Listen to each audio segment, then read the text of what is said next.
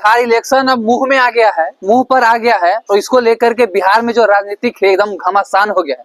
और हम जानेंगे, हमारे साथ सीनियर पत्रकार, इनसे बात करेंगे कि आखिर बिहार में इलेक्शन जो है किस मोड़ में चलेगी या किसका हवा पलड़ा भारी होगा। सबसे पहले आपका स्वागत है। आपको भी धन्यवाद धीरज। बिहार में जो इलेक्शन का माहौल चल रहा है, क्या लगती है किसकी सरकार आने वाली है? देखिए, सरकार बनेगी, क्या होगी, उसी पे चर्चाएं लगातार तेज है। और जिस तरीके से बिहार में इंडिया गठबंधन आरजेडी की भूमिका देखी जाए, राहुल गांधी खुद अब मैदान में उतर गए हैं। पहला जो है उनका जो है औरंगाबाद से जो चल रहा है वोटर यात्रा, हाँ, वोट अधिकार यात्रा, तो वो भी अब अपना रूप रेखा में आ गए हैं। तेजस्वी यादव और राहुल गांधी की जो मतलब जुगलबंदी देखी जा रही है बिहार की राजनीति में, वो कुछ खास तो है। लेकिन अब बात करते हैं कि वहीं एनडीए भी चुप्पी साधी हुई है। नीतीश कुमार और बीजेपी की जो रणनीति है अभी भी देखा जाए तो बिल्कुल चुपचाप है। क्यों? इसके पीछे रणनीति तैयार हो रहा है ऊपर से, यानी कि ऊपर से आप समझ गए होंगे कहां से मैं बोल रहा हूँ। मोदी सेंट्रल दिल्ली से सारा खेल होता है। अमित शाह जो कहेंगे वही होगा, यानी कि दो गुजराती जो है बिहार की दशा और दिशा तय करने में लगा हुआ है। लेकिन उसी दशा और दिशा को कंडेम्ड करने के लिए एक नए फ्रंट में प्रशांत किशोर उतर गए हैं। प्रशांत किशोर एक जाने माने नाम है, जाने माने चेहरा है।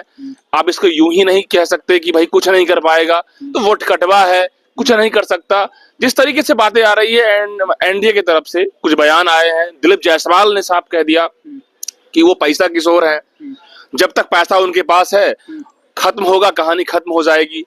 अब इस तरह की बात दिलीप जायसवाल यदि बीजेपी अध्यक्ष वो कह रहे हैं, और उन्होंने यहां तक कह दिया कि जब तक इलेक्शन होगा तो हम कोई जवाब नहीं देंगे। यानी कि एक तरफ बयान वो दे रहे हैं कि मतलब कि प्रशांत किशोर के पास पैसा है, जब तक पैसा है, हाँ, वो इलेक्शन में है, या फिर पैसा खत्म होगा उसके बाद वो खत्म हो जाएंगे। तो आपने दिलीप जायसवाल पे बोल रहा है कि दिलीप जायसवाल जो बोल रहे प्रशांत किशोर को, तो प्रशांत किशोर भी तो दिलीप जायसवाल का पोल खोले हैं, जो गरीब बच्चों को किस तरीके से कॉलेज के नाम पे, एजुकेशन के नाम पे और किस संस्था में जो अपना नाम जुड़वाए और उगाही किए, तो हो सकता है पलटवार किए हैं। बौखलाहट है। ये कि इंटरव्यू में कहा था कि हमारी ऐसी कुछ बातें नहीं है, हमने जो भी काम किया है वो लीगल है। तो भैया लीगल है तो आप मानहानि केस क्यों नहीं कर दिए प्रशांत किशोर पे?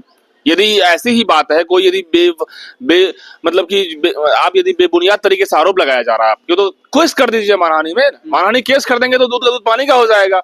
आपने केस भी नहीं किया, मानहानि केस नहीं किया, पीछे हट गए, फिर मुंह में दही जमा लिए, तो फिर ये तो दर्शा रहा है कि आपके अंदर भी कुछ अंदर में मतलब अंदर अंदर काला है, दाल में कुछ काला है। प्रशांत किशोर भी मंगल पांडे पर आरोप लगा रहे हैं, जैसा कि आप भी सुनते होंगे कि भाजपा जो है वो हमेशा से विपक्ष पे आरोप लगाती है कि जो विपक्ष पार्टी में जो नेता है वो कहीं ना कहीं भ्रष्टाचारी होता है। तो आपके भी पार्टी में तो है मंगल पांडे। जब ये कोरोना काल में पूरे बिहार की जनता मर रही थी, उस समय मंगल पांडे जी ने किस तरीके से, आपने देखा कि किससे पैसा लेके, और दिलीप जायसवाल से पैसा लेके उन्होंने दिल्ली में फ्लैट लिया, लेकिन उस समय बिहार की जनता कोरोना काल में मर रही थी, उस समय वेंटिलेटर और गैस की जरूरत थी। जिस पे बात ये आ रही है कि दिलीप मंगल पांडे ने जो भी कारनामा किया है, इसकी पुष्टि तो अभी नहीं की जा सकती। पुष्टि है, उनके पास प्रूफ है, प्रशांत किशोर जी के पास प्रूफ है, प्रूफ के साथ उन्होंने बताया, जिस तरीके से डॉक्यूमेंट उनके पास हैं, जिस तरीके से वो अटैकिंग कर रहे हैं। ये मंगल पांडे जी भी ने तो बोला है कि हाँ हमने पैसा लिया था। हाँ, पैसा लिया था, लेकिन पैसा तो लिया था। पैसा देने के बाद जो है वो कह रहे हैं कि 61 लाख का ब्यौरा जो देने में हिचक रहे हैं। 25 लाख की बातें तो बात आ रही है समझ में, दूसरी 61 लाख की बातें जो है पूरा क्लियर फिगर नहीं हो रहा है। जिस तरीके से प्रशांत किशोर ने पूरा डॉक्यूमेंट या पूरा कागजात के साथ, भाजपा जो कहती है कि हम साफ सुथरा छवि के पार्टी हैं, तो आप ही के पार्टी जो मंत्री है मंगल पांडे जी, उन्होंने एम्बुलेंस घोटाला किया। एक ही एम्बुलेंस के 2 बार बेचा गया। घोटाला किया ये आप कंफर्म अभी नहीं कह सकते हैं, उनके पास प्रूफ है। वो कोर्ट ने स्टे लगाया, कोर्ट ने स्टे लगा दिया।